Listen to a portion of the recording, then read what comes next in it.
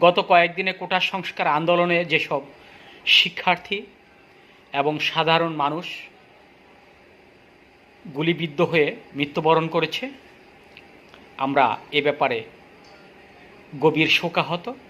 কিন্তু আজ মধ্যাহ্নের সংবাদে আমরা দেখেছি যে প্রাইম মিনিস্টার একটি ঘোষণা দিয়েছেন যে ছাত্রদের সকল দাবি দাওয়া মেনে নেওয়া হবে, তোমরা আমার সাথে আলোচনায় বসো।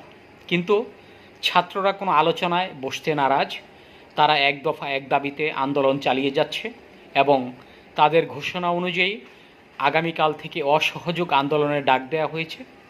আমরা আশা করব এই অসহযোগ আন্দোলনে যেন কোনো ক্ষয়ক্ষতি না হয় এবং আমাদের এই ছাত্রদের উপর যেন কোনো গুলি না করা হয় এবং এই দেশের সাধারণ মানুষের জন্য কোনো ক্ষতি না হয়। আমরা এই প্রাইম মিনিস্টারকে অনুরোধ করব যাতে সুষ্ঠু